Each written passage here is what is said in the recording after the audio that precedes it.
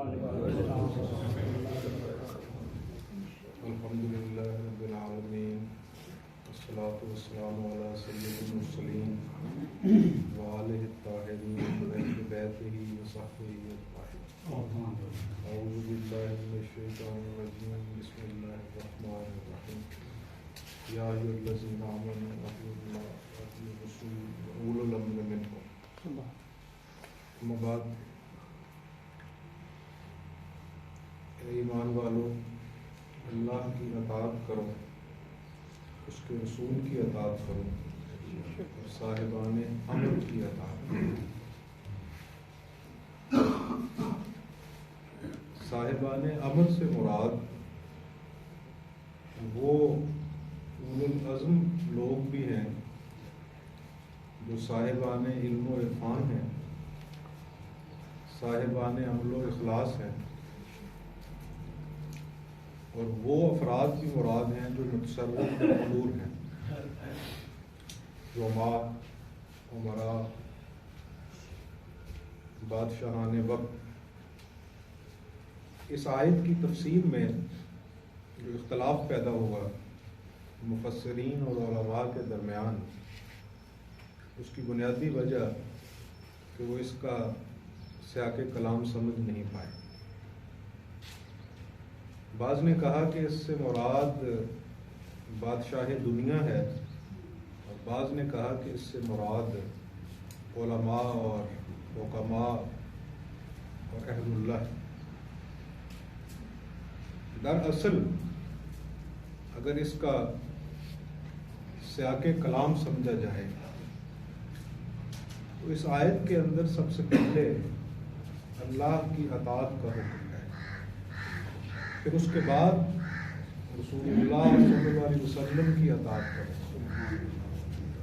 چنانچہ اولو الامر چاہے بادشاہ دنیا ہو، چاہے بادشاہ دین ہو، چاہے اہل اللہ ہو، چاہے زعماء ہو، ہر دو فریق و طریق پابند ہیں اللہ اور اس کے رسول کی اطاعت کی، چنانچہ اختلاف رفع ہوتا ہے۔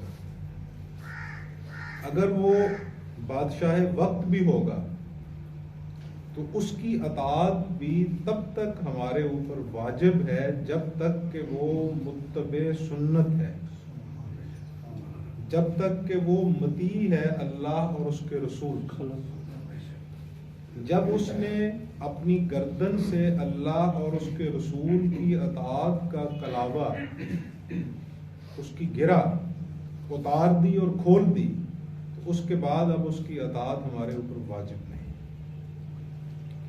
یہی اصول دین کے اندر بھی ہے، یہی اصول طریقت کے اندر بھی ہے۔ وہ عالم دین جو متبع سنت ہے، وہ عالم دین جو با اخلاص ہے، وہ عالم دین جو مطیع ہے اللہ اور اس کے رسول صلی اللہ علیہ وسلم کا، اس کی اطاعت اور اس کا فتویٰ اور اس کی تقلید ہمارے اوپر واجب ہے۔ اور جب اس نے آپ صلی اللہ علیہ وسلم کے احکامات کی گرہ کو کھول دیا، پھر اس کے بعد نہ وہ قابل تقلید ہے اور نہ وہ واجب التکریم۔ اس کی تائید اس روایت میں موجود ہے کہ جب ایک شخص نے رسول اللہ صلی اللہ علیہ وسلم کی موجودگی میں بیت اللہ کی طرف منہ کر کے تھوکا، اور یہ واقعہ مدینہ المنورہ کا ہے۔ کعبہ سامنے موجود نہیں تھا، لیکن وہ طرف کعبہ کی تھی، وہ نسبت کعبہ کی تھی، اور اس نسبت کی وجہ سے اس کا احترام واجب تھا۔ اس نے تھوکا، رسول اللہ صلی اللہ علیہ وسلم نے استفسار فرمایا۔ سر دست اس بات کو سمجھ لیجئے کہ انبیاء کا بالعموم اور رسول اللہ صلی اللہ علیہ وسلم کا بالخصوص استفسار کرنا، سوال کرنا، استفہامیہ جملہ آپ کی لا علمی پہ دلالت نہیں کرتی۔ کیونکہ نبی کسی وقت کسی ایک لمحہ بھی بے خبر نہیں ہو سکتا، کیونکہ جس لمحے وہ بے خبر ہوگا اسی لمحے وہ نبوت کے منصب سے معزول ہو جائے گا، کیونکہ نبی کہتے ہی اسے ہیں جو خبردار۔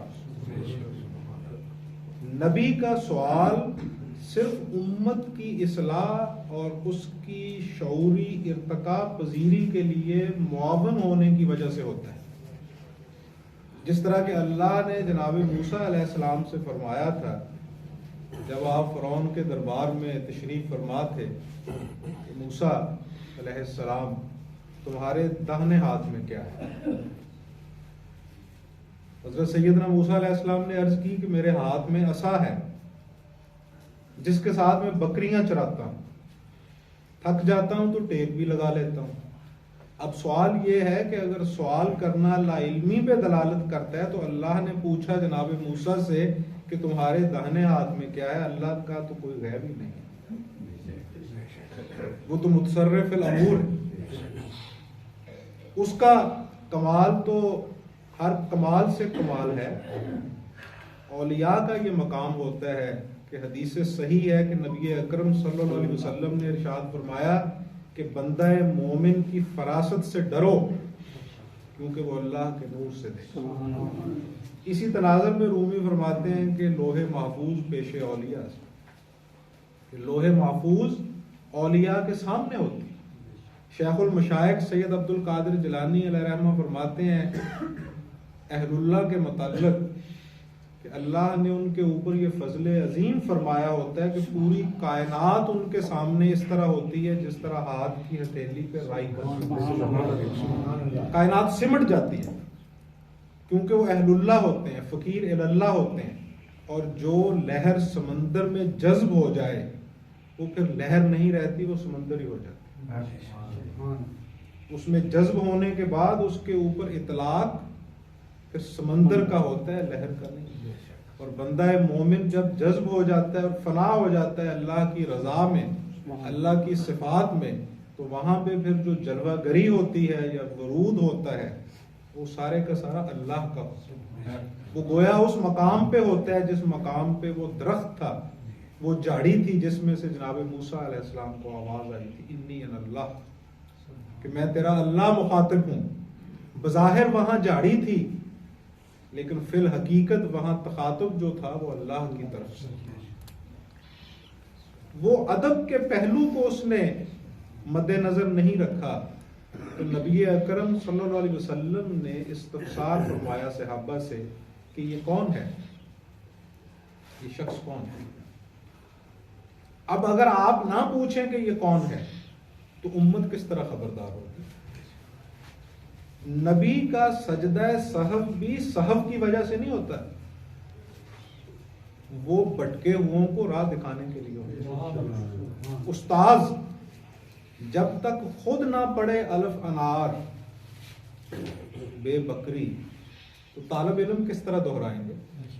لیکن استاد کا 2 جمع 2 4 کہنا اور الف انار کہنا، بے بکری کہنا، اس بات کا غماز نہیں ہوا کرتا کہ وہ بھی اسی مقام پہ، وہ اس مقام سے گزر چکا ہے۔ لیکن طالب علموں کے جو فہم و فراست کا لیول ہے اس تک جب وہ نہیں اترے گا اس سے کوئی استفادہ نہیں کر سکتا۔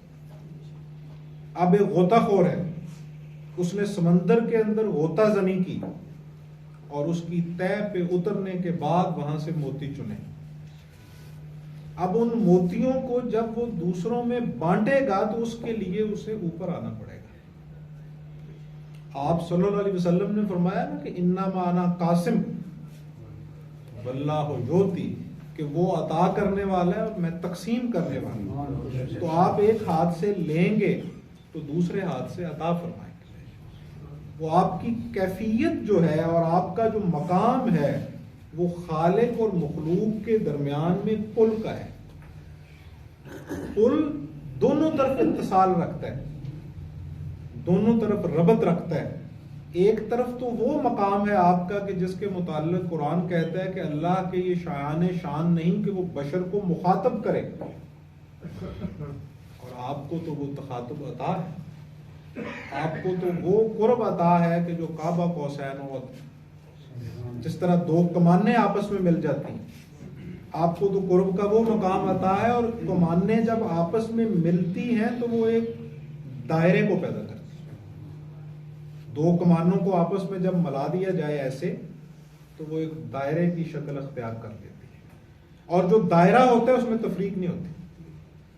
یعنی رسول اللہ صلی اللہ علیہ وسلم کا جو مقام مصطفیٰ ہے وہاں پہ ماؤ تو کی کوئی تفریق نہیں ہے کہ یہ اللہ کا ہے یہ رسول اللہ کا ہے۔ سبحان اللہ۔ جو اللہ کا ہے وہ سارے کا سارا رسول اللہ کا ہے، اور جو رسول اللہ کا ہے وہ سارے کا سارا اللہ کا ہے۔ وہاں ماؤ تو نہیں ہے، وہاں تو حجاب، رومی فرماتے ہیں کہ ایک بال بھی حجاب بن جاتا ہے، ایک بال بھی آنکھ کے اندر ہو تو حجاب بن جاتا ہے، اور وہ کمانیں آپس میں تب ہی ملیں گی جب ان کے درمیان میں کوئی کسی ایک شائبہ کے برابر بھی حجاب نہ ہو۔ صحابہ نے عرض کیا کہ یا رسول اللہ صلی اللہ علیہ وسلم، یہ شخص فلاں قبیلے کا امام مسجد ہے، یہ فلاں قبیلے کا خطیب ہے، یہ فلاں قبیلے کا پیش نماز ہے، ان کی امامت کرتا ہے، عالم ہے۔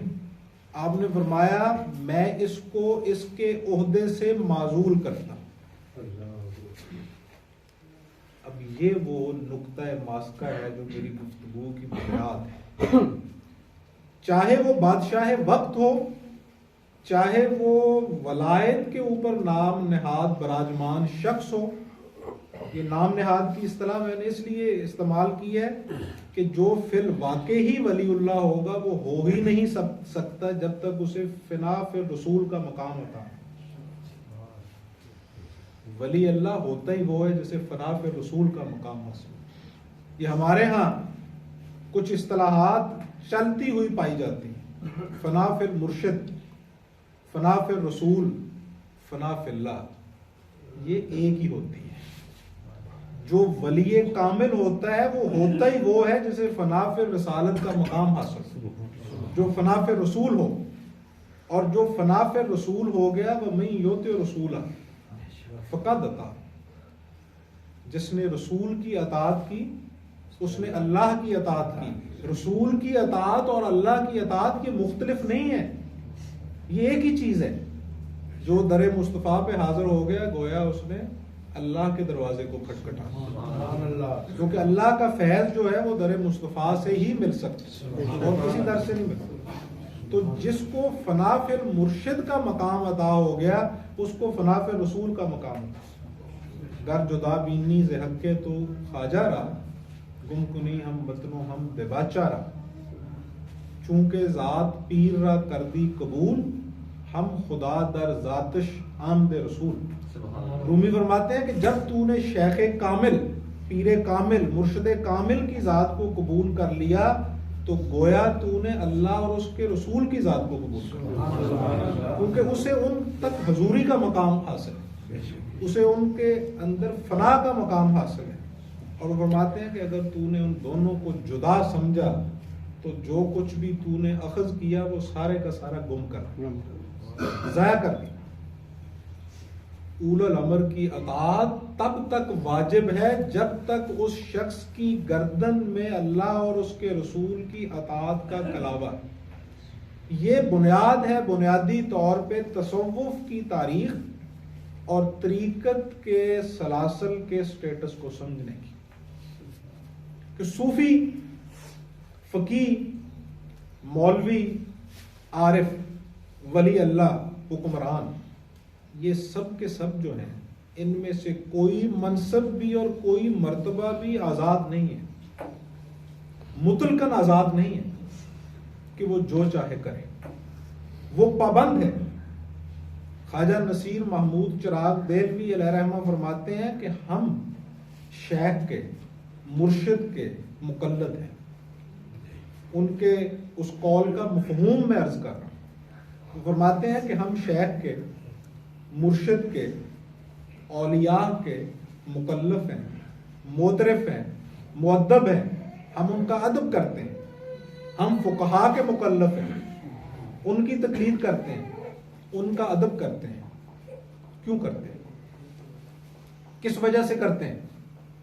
वो वजह क्या है?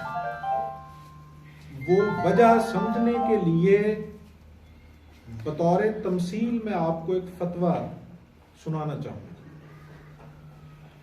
और वो फतवा उस शख्सियत का इनफरादी फतवा नहीं है, वो फतवा पूरी उम्मत की मजमूई रवायत और पूरी उम्मत की मजमूई फिक्र का आईनादार है।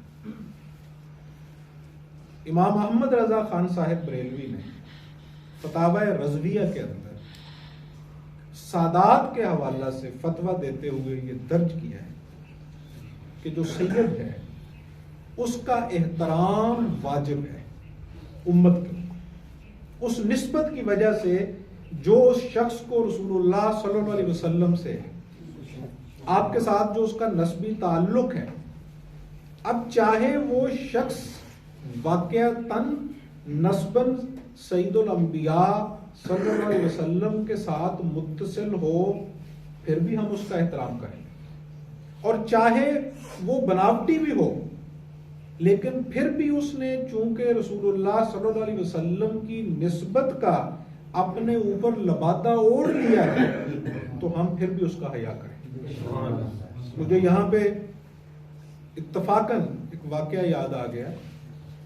ज़माना करीब के एक बहुत मारूफ सूफी बुजुर्ग मियाँ शेर मोहम्मद शर्कपुरी अलैहि रहमा, नक्शबंदी सिलसिला के बहुत मारूफ बुजुर्ग, और ये बड़ी मारूफ गद्दी हमारे करीब हजरत करमा वाला इनके वो शेख थे। और मियाँ साहब अलैहि रहमा जो थे, उनका ज़ुहद, उनका तकवा, उनकी लिलाहियत इतनी मारूफ थी कि अल्लामा इकबाल जैसा नाबगा रोजगार भी उनसे मुलाकात के लिए उनकी खानकाह पे हाजिर हुआ। वो वाकया भी दरमियान में आ गया। वो कहते हैं कि इकबाल जब उनकी खानकाह में आए तो वो दरवाजे पे उनके जो गुलाम, उनके तलामुज़ा शागिर्द मौजूद थे, उन्होंने इकबाल को अंदर नहीं जाने दिया। उन्होंने कहा, हजरत किसी भी ऐसे शख्स से मुलाकात नहीं करते जो मुत्तबे सुन्नत ना हो, शरीयत ज़ाहिरा का भी पाबंद। अब ये देखिए ना, ये सूफियात, ये अहलुल्लाह थे जिनके नजदीक तसव्वुफ हो, शरीयत ज़ाहिरा हो, बातिना हो, इल्मुल कलाम हो, मंतिक हो, हर चीज के लिए जो कसौटी है, जो तराजू है, वो रसूलुल्लाह सल्लल्लाहु अलैहि वसल्लम की सीरत। हमने तो जो फक्र लिया है, हमने तो जो तरीकत और दरवेशी ली है, वो रसूलुल्लाह सल्लल्लाहु अलैहि वसल्लम की सीरत से माखूज ही नहीं है। फकीर की इस गुफ्तगू को पिछली गुफ्तगू के साथ जोड़ के देखिए। मैंने ये अर्ज किया था कि हमारे अंदर से तो वो बुत परस्ती के असरात अभी तक जायल ही नहीं हुए। मसलन हम कहते हैं कि फलां बुजुर्ग तो बड़ा मर्द कामिल था, वो नर मुज़क्कर था। ये इस्तिलाहात है हमारे यहाँ जो मुरव्वज है अहले तरीकत में। इसका एक खास मफहूम है भाई। इसका मफहूम ये है कि उसने शादी नहीं की, इसलिए वो मर्द कामिल है, इसलिए वो नर मुज़क्कर है। ये इस्तिलाहात हमने पैदा की हुई हैं। अब ये मर्द कामिल की इस्तिलाह और ये मर्द कामिल की तारीफ हमें सीरत मुस्तफ़ा सल्लल्लाहु अलैहि वसल्लम में तो नहीं मिलती। आपने तो फरमाया कि निकाह मेरी सुन्नत। आपने फरमाया कि जो इसकी इस्तेदाद रखे वो निकाह जरूर करे, क्योंकि ये तुम्हारे दीन को भी महफूज करता है और तुम्हारी दुनिया को भी महफूज करता है। शेख अब्दुल कादिर जिलानी अलैहिर्रहमा के पास एक शख्स आया और उसने कहा कि हजरत मुझे 40 साल हो गए अशगालो अज़कार करते हुए, और आप करते हो अज़कार करते हो, मुझे अभी तक इर्तिकाज़ हासिल नहीं हुआ। आपने फरमाया जाओ निकाह कर लो। वो 14 दिन बाद आया तो उसकी कैफियत तब्दील हो चुकी थी, उसे वो मतलूबा इर्तिकाज़ हासिल हो चुका था। आपके दीगर मुरीदैन ने अर्ज किया कि हुजूर इस शख्स की कैफियत बदल गई। वो कैफियत तब्दील हुई जो 40 साल में नहीं हो सकी। आपने फरमाया ये निकाह की बरकत से। کیونکہ جو اس کو ارتکاز حاصل ہونا تھا اس کے لیے اطمینان جسم و قلب ضروری تھا، وہ نکاح کے بغیر ممکن نہیں تھا۔ اب مجھے یہ بتائیے یہ کہاں سے طریقت آئی، یہ کہاں سے فقیری آئی کہ ہم وہ فقیر ڈھونڈتے ہیں جو کچھ کھاتا نہ ہو، جو پیتا نہ ہو، جس کا نکاح نہ ہو، جس کا کاروبار نہ ہو، جو ہاتھ پہ ہاتھ دھر کے بیٹھا ہو۔ یہ جو فقیری کا تصور ہے یہ سیرت مصطفیٰ صلی اللہ علیہ وسلم سے محفوظ ہے یا بر صغیر کی جو بت پرستی کی روایت ہے وہاں سے اخذ شدہ ہے؟ یعنی وہ شخص جو کچھ نہیں کھاتا، جو کچھ نہیں پیتا، الا یہ کہ اعتدال کے اوپر، کیونکہ دین ان الدین عند اللہ الاسلام، دین جو ہے وہ اعتدال کا درس دیتا ہے، اس لیے یہ پسندیدہ ہے۔ اب کون ہے جو کھاتا نہیں، کون ہے جو پیتا نہیں ہے، کون ہے جس کو نکاح کی ضرورت ہے، کون ہے جس کو حرکت کی ضرورت نہیں ہے، کون ہے جس کو کاروبار کی ضرورت نہیں ہے؟ وہ ایک ہی چیز ہے، بت ہے، وہ پتھر کی مورتی ہے، اور وہی ہمارے جینز کے اندر موجود ہے۔ ہم بھی اسی کے تناظر میں وہ فقیر ڈھونڈتے ہیں، ہم اسی کے تناظر میں ولی اللہ تلاش کرتے ہیں، یہ نہیں۔ دوسری طرف ہم کہتے ہیں کہ مولا علی المرتضیٰ کرم اللہ وجہ الکریم ولایت کے امام ہیں، ولایت کے شہنشاہ ہیں۔ ساتھ یہ روایت بھی موجود ہے اہل طریقت کی خانقاہوں میں کہ ولایت کی جو مہر ہے وہ مولا علی المرتضیٰ کرم اللہ وجہ الکریم لگاتے ہیں۔ تو جو شخصیت مہر لگانے والی ہے اس کی اپنی سیرت کیا تھی، ان کے اپنے نکاح کتنے تھے، ان کے اپنے بچے موجود تھے، ان کا اپنا کاروبار تھا یا نہیں، وہ کھیتی باڑی کرتے تھے یا نہیں، تجارت کرتے تھے یا نہیں، امور دنیا کو درست رکھتے تھے یا نہیں۔ جو امام الاولیاء ہے، جس کی بنیاد پہ کہا جاتا ہے کہ مہریں لگتی ہیں، اس کی سیرت کو پیش نظر رکھنا چاہیے یا جو بر صغیر کی بت پرستی کی روایت ہے اس کو سامنے رکھنا چاہیے؟ کل شین یرجع الی اصلہ، ہر چیز اپنی اصل کی طرف لوٹتی ہے، اصل کی طرف لوٹیں، اور اصل جو ہے ہماری وہ سیرت مصطفیٰ صلی اللہ علیہ وسلم۔ کوئی ولی ہو، کوئی درویش ہو، کوئی فقیر ہو، وہ تب تک ہے جب تک کہ وہ متبع سنت ہے، وہ رسول اللہ صلی اللہ علیہ وسلم کی تعلیمات کے تابع۔ انہوں نے اقبال کو واپس بھیج دیا کہ آپ کے چونکہ شخصیت میں ظاہری شریعت کے اوپر عمل نہیں پایا جاتا، چونکہ آپ کے داڑھی نہیں ہے، اس لیے آپ واپس چلے جائیں۔ اب دیکھیے ایک بات ہمیشہ پیش نظر رکھیے، استثناء کو کبھی کاپی نہ کیا کیجیے۔ رومی فرماتے ہیں کہ جو بے وقت مرغ آذان بھی دے دے اس کی سزا یہ ہے کہ اس کو ذبح کر دیا جائے، کیونکہ اس کی وہ کیفیت نہیں ہوتی۔ کوا چلا ہنس کی چال، اپنی بھی بھول گئے۔ اب دیکھیے قرآن و حدیث میں یہ حکم ہے صراحت کے ساتھ کہ تکبر نہ کرو، نگاہیں نیچی رکھو، گردن جھکا کے رکھو، اور زمین کے اوپر آہستہ چلو، زمین کے اوپر قدم اس طرح نہ مارو جس طرح متکبرین کی عادت ہے۔ لیکن ساتھ استثناء بھی حاصل ہے، جو فوجی جوان ہے اسے کہا ہے کہ سینہ تان کے چلو، تمہارے قدموں کی آہٹ ہو۔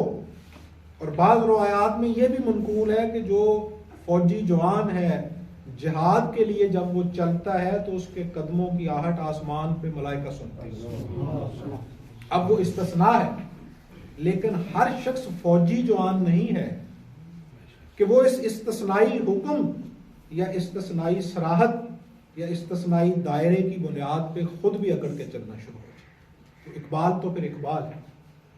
اب ڈیوٹیز ہوتی ہیں، جس طرح آرمڈ فورسز کے اندر بھی ایسے محکمے موجود ہیں، پولیس کے اندر بھی ایسے محکمے موجود ہیں کہ جو وردی نہیں پہنتے، جن کی ذمہ داریاں یہ ہوتی ہیں کہ وہ بغیر وردی کام کرتے ہیں، لیکن سب لوگ بغیر وردی کے وہاں پہ اپنی ڈیوٹی سر انجام نہیں دے سکتے۔ اس لیے نکالی نہیں کرنی چاہیے، جو جس کیفیت اور مقام میں ہے، جو صاحب حال ہے وہ اس کی کیفیت۔ اب سلطان العارفین سلطان باہو علیہ رحمہ فرماتے ہیں کہ جو دم غافل سو دم کافر. اب یہ سب کے لیے ہے، اب سب اس کیفیت میں ہے. یہ جس طرح ہمارے ہاں ایک چلتا ہوا جملہ ہے کہ جی ہماری تو ہر وقت کی نماز ہے. ہر وقت کی نماز ہوتی ہے، قرآن بھی کہتا ہے کہ ہر وقت کی نماز ہوتی ہے. قرآن نے یہ کہا ہے کہ وہ لوگ ہر وقت یاد الہی میں مشغول ہیں، سوتے بھی، جاگتے بھی، چلتے بھی، پھرتے بھی، ہر حالت میں. اسی کے تناظر میں سلطان صاحب علیہ رحمہ نے فرمایا ہے نا کہ ہمارا جو دم بھی غفلت میں گزرتا ہے ہم اس کو کفر کی حالت سمجھتے ہیں. لیکن آپ اپنے غریبانوں میں جان کے دیکھیے کہ آپ کی یہ کیفیت ہے؟ نہیں ہے. جب نہیں ہے تو پھر اچھی بھلی یا چنگی یہ حاضری لگتی رہنی چاہیے. پھر کم از کم اگر اس مقام پہ نہیں بھی کہ جس مقام کو الصلاۃ و معراج المومنین کہا ہے کہ نماز مومن کی معراج ہے، اگر وہ کیفیت نہیں بھی حاصل تو کم از کم یہ کیفیت تو حاصل ہو کہ جیسا بھی ہے آدمی کم از کم حاضری تو لگوا دے 5 منٹ. وہ مقام نہیں بھی حاصل. اب حضرت مراقب تھے. ابھی عرض کیا ہے فقیر نے کہ رسول اللہ صلی اللہ علیہ وسلم نے فرمایا کہ بندہ مومن اس کی فراست سے ڈرو کیونکہ وہ اللہ کے نور سے دیکھتا ہے، اور جس کو اللہ کا نور عطا ہو جاتا ہے پھر اس کے لیے چیزیں حجاب نہیں رہتی. حضرت فوراً باہر آئے اور آپ نے فرمایا کہ تم لوگوں نے کیا کیا؟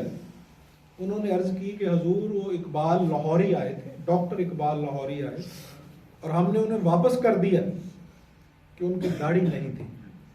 حضرت نے فرمایا کہ تمہیں ان کی داڑھی نظر نہیں آئی، ان کی داڑھی تم سے بھی بڑی ہے. بات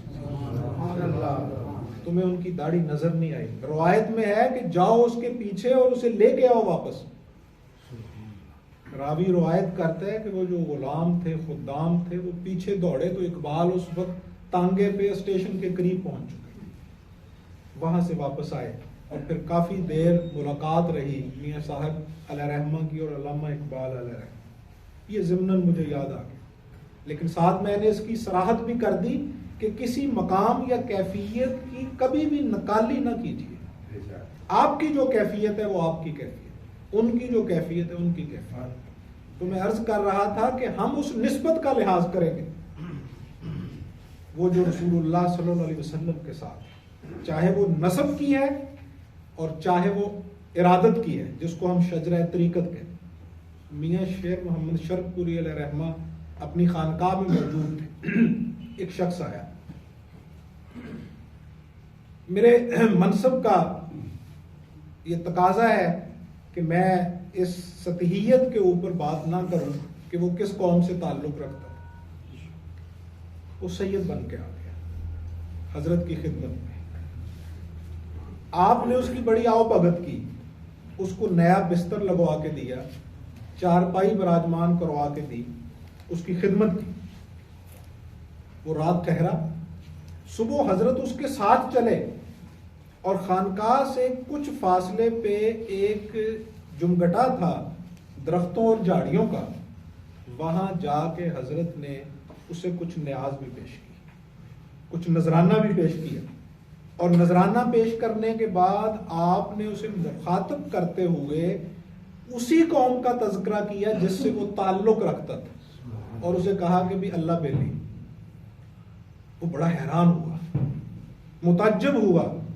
خیر تو استجاب کے عالم میں کہنے لگا حضرت باقی ٹھیک ہے، آپ کا اخلاق بھی ٹھیک ہے، آپ نے میری بہت خدمت کی، سید ہونے کے ناطے مجھے نذرانہ بھی پیش کیا، اب مجھے چھوڑنے بھی آئے، لیکن یہاں آ کے آپ نے مجھے وہ حقیقت آشکارا کر دی جو آپ جانتے ہی نہیں تھے. ان جھاڑیوں کے پاس آ کے مخاطب کرتے ہوئے یہ فرمانا کہ تو فلاں تھا اور اب اللہ بیلی. تو آپ مسکرائے اور آپ نے فرمایا یہ وہ جگہ ہے جس جگہ تو سید بنا تھا، یہ وہ جگہ ہے جس جگہ تو نے یہ سوچا تھا کہ اب میں نے حضرت کی خدمت میں جانا ہے اور سید بن کے جانا ہے، کیونکہ وہ سید کا احترام کرتے تھے.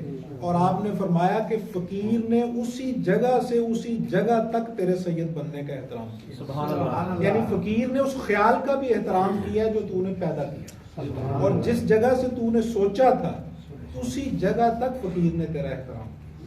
اب میں اس فتاوی کی طرف لوٹا.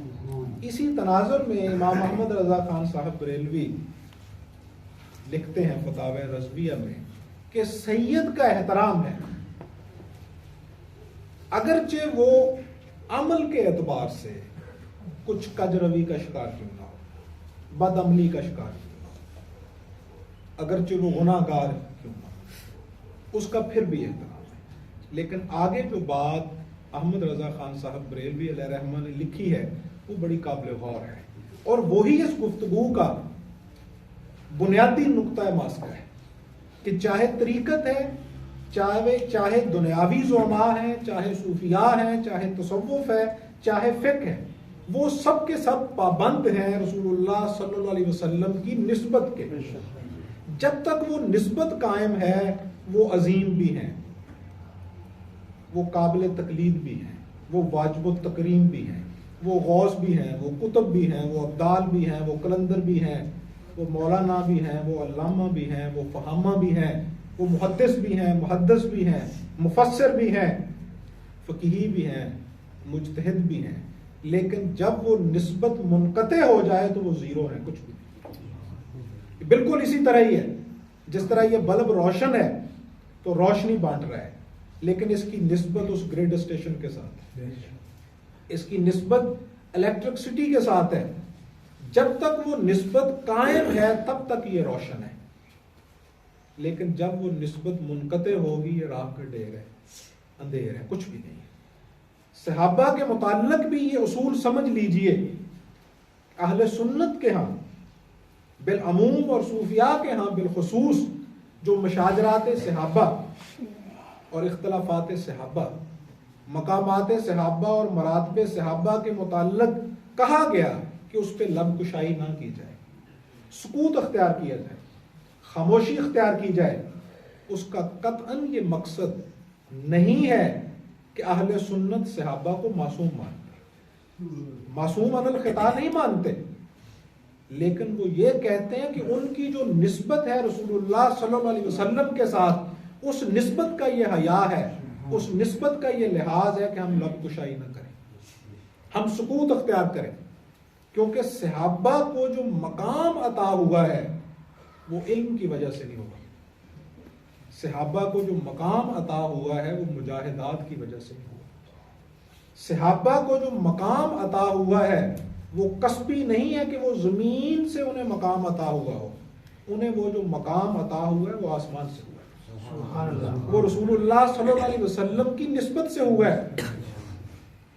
ایک عورت، عام عورت، کسی بھی اچھی فیملی کی خاتون ہے، نیک عورت ہو سکتی ہے، لیکن اس عورت کا جب رسول اللہ صلی اللہ علیہ وسلم کے ساتھ نکاح ہوا وہ امت کی ماں ہو گئی، وہ مومنین کی ماں ہو گئی.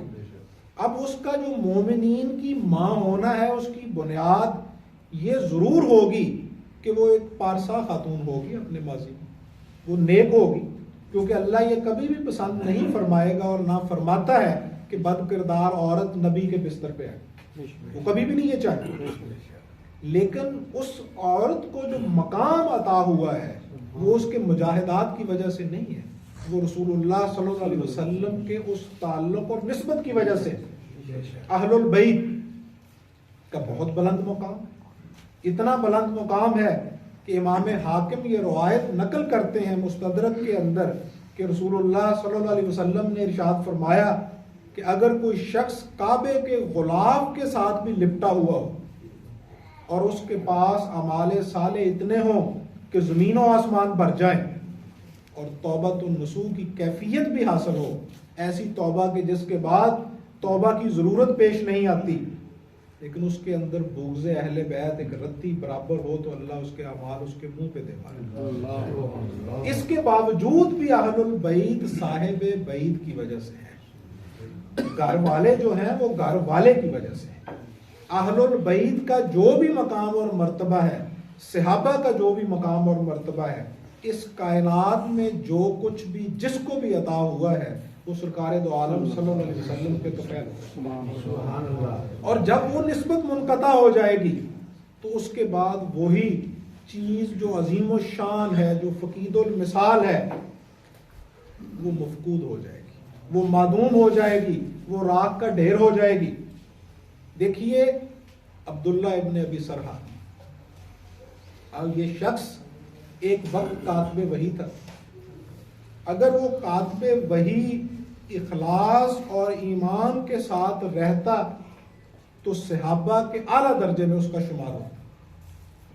اب کتابت کرنے والے لوگ تو بے شمار ہوتے ہیں، کاتب بھی بے شمار ہوتے ہیں، کتابیں لکھنے والے مؤلفین مصنفین بھی بے شمار ہوتے ہیں، لیکن اس کو جو مقام عطا ہونا تھا وہ کس نسبت سے ہونا تھا؟ نبی اکرم صلی اللہ علیہ وسلم کی نسبت سے۔ لیکن وہ مرتد ہو گیا، بے ایمان ہو گیا، اس نے ارتداد اختیار کر لیا، اسلام کو ترک کر دیا، رسول اللہ صلی اللہ علیہ وسلم کی صحبت کو بھی ترک کر دیا۔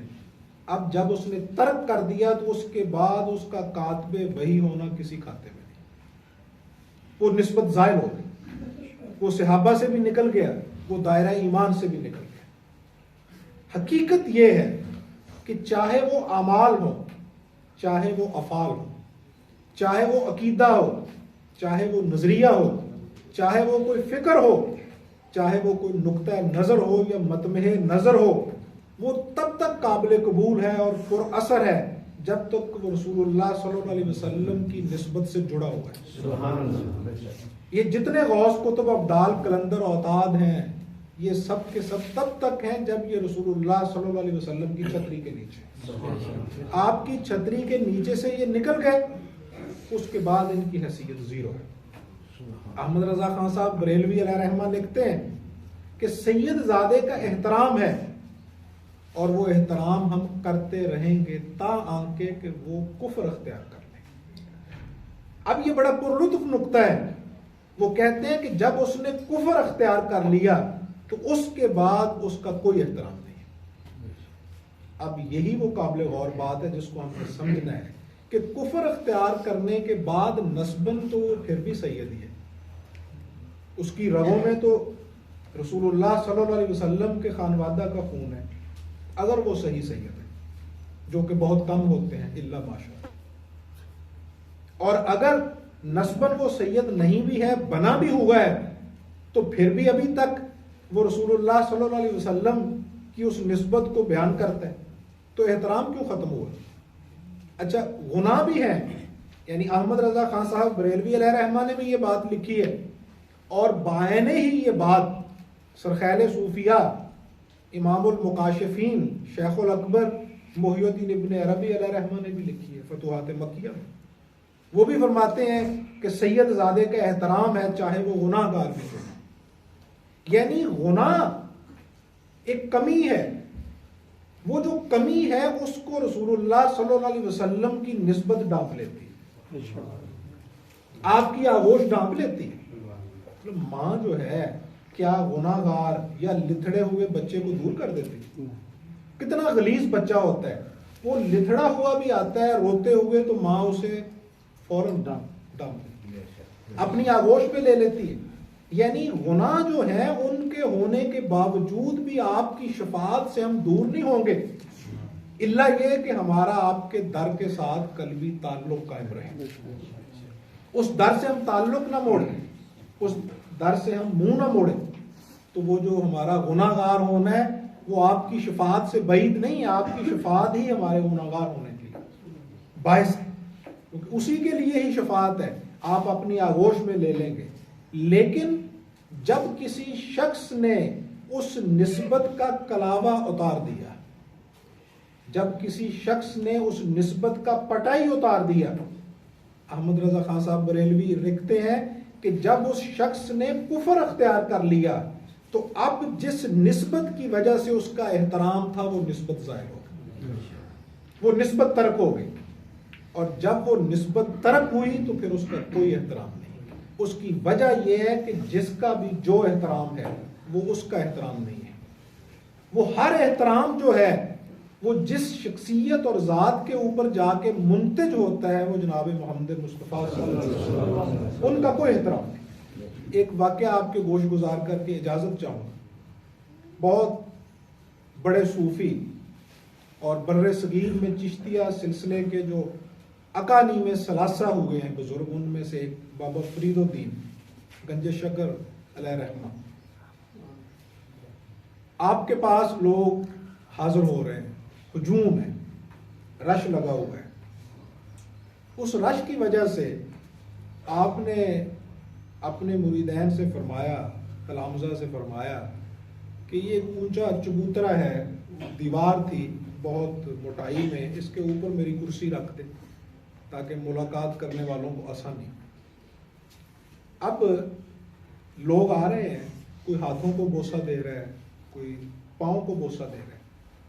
اچھا، یہ ایک سردست بات یہ سمجھ لیں، ہاتھ کو بوسہ دینا یا پاؤں کو بوسہ دینا علماء، ماں باپ، شیوخ، شیخ، یہ جائز ہے، یہ مباح ہے، اور بالاتفاق اجماع امت ہے اس کے اوپر۔ تمام مکاتب کے نزدیک اولیاء اللہ، نیک لوگ، چاہے ماں ہوں باپ ہوں، یعنی جو بڑے رشتے ہیں، ان کے ہاتھ کا بوسہ احترام کے ساتھ لے سکتے ہیں، تمام کے نزدیک ہے۔ لیکن مباح ہونے کا یہ معنی نہیں ہے کہ آپ خود بھی اس کی خواہش کریں۔ جو شخص یا پیر خود یہ خواہش رکھے کہ لوگ میرے ہاتھوں کا بوسہ لیں یا میرے پاؤں کا بوسہ لیں، وہ ولی کامل نہیں ہے، وہ ریاکار ہے، وہ دکھاوا کرتا ہے۔ جو ولی اللہ ہوتا ہے وہ اس طرح کی ریاکاریوں سے مبرہ ہوتا ہے، اسے کیا ضرورت اور خواہش۔ اور پھر ایک اور ہمارے ہاں وبا پھوٹ پڑی ہے، اللہ نے چاہا توفیق دی تو اگلی نشست اسی حوالہ سے ہوگی، جو تصوف کے اندر غلاظتیں اور کمیاں کوتاہیاں اور اس کے زوال کا باعث جو اسباب ہیں وہ پیدا ہو۔ خود کہتے ہیں لوگوں کو کہ ہمارا مرید ہو جاؤ۔ اب جو شیخ کامل ہے وہ تو کنویں کی مانند ہوتا ہے، اور کنواں جو ہوتا ہے وہ پیاسوں کے پیچھے خود نہیں جاتا، کنویں کو پیاسے تلاش کرتا ہے، اس کو مرید تلاش کرتا ہے۔ وہ خود نہیں لوگوں سے کہتا ہے کہ میرے مرید ہو جاؤ، یا وہ خود نہیں کہتا۔ مجھے ایک پیر صاحب کہنے لگے کہ حضرت ہم لوگ جو ہیں، اپنی طرف انہوں نے اشارہ کرتے ہوئے کہا، اور میں ان کے جملے کو ابھی تک محسوس کر رہا ہوں، ان کے جملے کی اس تلخی کو۔ مجھے کہنے لگے کہ ہمیں تو تب تک مزہ ہی نہیں آتا جب تک ہمارا مرید ہمارے ہاتھ نہ چومے اور پاؤں نہ چومے۔ یہ کہاں کی ولایت ہے، کہاں کی پیری مریدی ہے؟ اگرچہ صحابہ نے اس پہ عمل نہیں کیا، کیونکہ یہ بات عمل کرنے والی نہیں ہے، یہ کسر نفسی ہے کہ رسول اللہ صلی اللہ علیہ وسلم نے ارشاد فرمایا کہ میں جب آؤں تو میرے لیے تم کھڑے نہ ہوا کرو۔ آپ نے تو کسر نفسی سے فرمایا، لیکن صحابہ کھڑے ہوتے تھے، اور بزرگوں کے احترام میں کھڑا ہونا چاہیے۔ لیکن بزرگ وہ ہے جس کو یہ خواہش نہ ہو کہ لوگ میرے لیے کھڑے ہوں۔ سبحان اللہ۔ یہ دونوں مختلف چیزیں ہیں سمجھنے والی۔ یعنی جو مریدین ہیں، جو شاگرد ہیں، انہیں بزرگوں کے احترام میں کھڑا ہونا چاہیے، بزرگوں کی دستبوسی بھی کرنی چاہیے، لیکن بزرگ وہ ہے جس کو یہ خواہش نہ ہو کہ لوگ میرے لیے کھڑے ہوں، لوگ مجھے بوسے دیں۔ جس طرح کہ رسول اللہ صلی اللہ علیہ وسلم تشریف لے جا رہے تھے تو مسجد نبوی میں صحابہ کا ایک گروہ بیٹھا تھا، وہ ذکر کر رہے تھے کہ ہمارا جو نبی ہے وہ تو سب نبیوں سے افضل ہے، حضرت موسیٰ علیہ السلام سے بھی افضل ہے، سیدنا ابراہیم سے بھی افضل ہے، سیدنا عیسیٰ علیہ السلام سے بھی افضل ہے۔ تو رسول اللہ صلی اللہ علیہ وسلم نے فرمایا کہ مجھے سیدنا موسیٰ پہ فضیلت نہ دو۔ اب مجھے یہ بتائیے کہ امت میں سے کسی نے آپ کے اس حکم کو مانا ہے؟ نہیں۔ ہم آپ کو جناب موسیٰ کیا، اگر 100 بھی سیدنا موسیٰ جیسے نبی ہوں تو ہم ان سے بھی افضل مانتے ہیں، افضل البشر مانتے ہیں، بعد از خدا بزرگ، قصہ مختصر۔ یعنی اس کا معنی یہ ہوا کہ جو چیز ادب کے ساتھ تعلق رکھتی ہے، شیخ یا رسول اللہ صلی اللہ علیہ وسلم اس کے متعلق اگر حکم دیں تو وہ ماننا بے ادبی نہیں ہوا کرتا۔ جو کامل شخصیت ہے وہ لوگوں کے ادب کی محتاج نہیں ہوتی، وہ تو روکے گی، لیکن ہمیں معلوم ہونا چاہیے حفظ مراتب کے تحت کہ ہماری کیا ذمہ داری۔ امت نے آپ کو یہ کہنے کے باوجود بھی افضل البشر ہی تسلیم کیا ہے، آپ کو سب انبیاء کے سید المرسلین ہی مانا ہے۔ جس طرح سیدنا علی المرتضیٰ کرم اللہ وجہ الکریم سے آپ نے ایک دفعہ فرمایا تھا کہ میرا نام کاٹ دو، صلح حدیبیہ کے موقع، مولا علی المرتضیٰ کرم اللہ وجہ الکریم نے عرض کیا کہ یا رسول اللہ، علی آپ کے نام پہ تو کٹ سکتا ہے، آپ کا نام نہیں کٹ سکتا. یہ بے ادبی نہیں ہوتی. یہ میں نے دونوں جہات اس لیے آپ کے سامنے رکھی ہیں کہ لوگوں کو بزرگوں کا، شیوخ کا، علماء کا احترام کرنا چاہیے، لیکن بزرگ وہ ہیں جو وہ احترام کروانے کے لیے خود قدو کاوش نہ کریں، خود اس کی ضرورت محسوس نہ کریں. اسی تناظر میں بابا فرید الدین علیہ رحمہ کے چہرے پہ تھوڑا سا تغیر رونما ہوا. سبحان اللہ. آپ تھوڑا سا گھبرائے، لوگ جھک رہے تھے پاؤں میں. اولیاء اللہ نہیں پسند کرتے اس چیز. تو آپ کے وہ چہرے کے تغیرات دیکھ کے ایک شخص جو آپ کے ساتھ عقیدت کی وجہ سے ملنے آیا تھا، ملاقی ہونے آیا تھا، دھوبی تھا، اس نے مخاطب ہو کے کہا کہ فرید الدین تو کیا سمجھتا ہے؟ مخاطب کرتے ہوئے اس نے کہا فرید الدین تو کیا سمجھتا ہے کہ ہم تجھے ملنے آئے ہیں؟ اب اس بندے نے وہ حقیقت آشکارا کی ہے جو اس آج کی گفتگو کا خلاصہ ہے. تو سمجھتا ہے ہم تجھے ملنے آئے، تو سمجھتا ہے تیرے ہاتھوں کو بوسہ دیتے ہیں، تو سمجھتا ہے تیرے پاؤں کو بوسہ دیتے ہیں. ہم تجھے نہیں ملنے آئے، ہم تجھے اس لیے ملنے آئے ہیں کہ رسول اللہ صلی اللہ علیہ وسلم نے فرمایا کہ ولی وہ ہے جس کو دیکھ کے خدا یاد آتا ہے. ہم اللہ سے ملنے آئے ہیں، اور تیرے ہاتھوں کو ہم بوسہ نہیں دیتے، تیرے ہاتھوں کو اس لیے بوسہ دیتے ہیں کہ تیرے ہاتھ نسبت در نسبت رسول اللہ صلی اللہ علیہ وسلم کے ہاتھوں میں. تو ہر نسبت جو ہے وہ منتج ہوتی ہے نسبت مصطفیٰ صلی اللہ علیہ وسلم.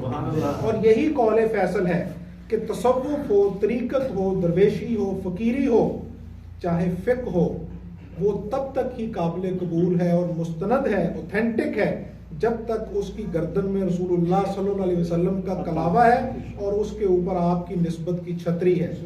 جب تک وہ ہے تب تک وہ ذی اکرام ہے، جب وہ اتر گئی اس کے بعد وہ زیرو ہے. اللہ توفیقات میں اضافہ فرمائے.